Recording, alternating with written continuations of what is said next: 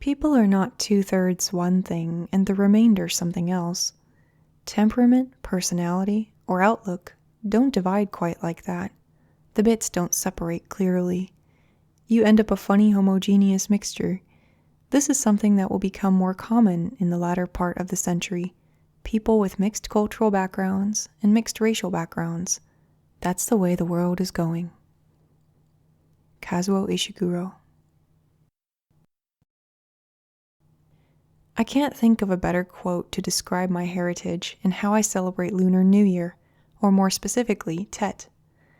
My memories of it, dating back to childhood, are a bit scattered. A family gathering sometime in December or January was always half Christmas, half New Year, with sugar cookies and red envelopes all seen in the same hour.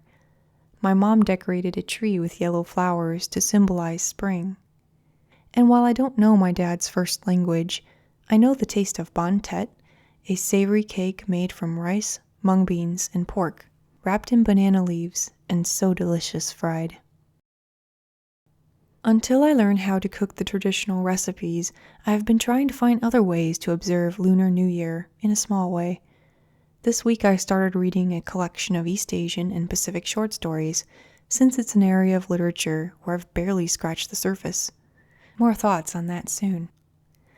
For now, let me read you this Charles Budd translation of Dwellers in the Peach Stream Valley by a rather obscure poet named Chang Hsien.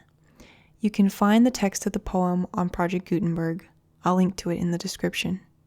This poem retells a fable written in the 400s about a fisherman who stumbles across a secret utopia.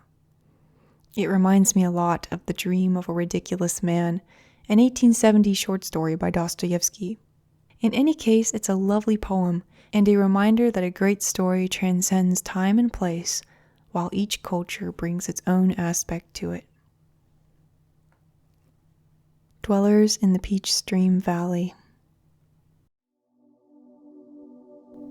While the master was wrapped in slumber, the fishing boat slipped its stake and drifted and swirled and drifted far over the broadening lake, till islets and mainland and forests came into view once more, while the fisherman gazed and pondered the lay of the new-found shore.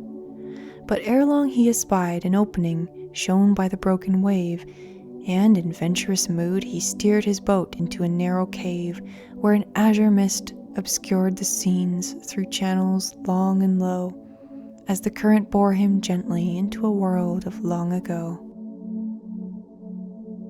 In this old flower-bestrewed land, at first no path the eye could tell, for on the streams and on the banks the red rain of peach flowers fell.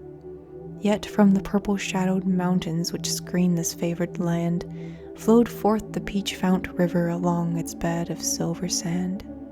But, winding with the stream, the thick-set peach-tree groves with red-veined flowers hid the cooling waters flowing in and out the shady bowers, and here and there along the banks, set in nooks of calm repose, were cottage homes of rustic work from which the wreathed blue smoke arose, showing that in this happy valley, beyond the world's dull roar, life went on as sweet and simple as in the golden days of yore. And the people of this valley, in their ancient garments clad, were courteous in their manners and rejoiced in all they had, while the dogs and fowls beside them harmonized with all at hand, and the mulberry tree and flax plant hid the former barren land. When the dwellers in this favored region saw the stranger guest, they set before him food and wine, and kindly bade him rest.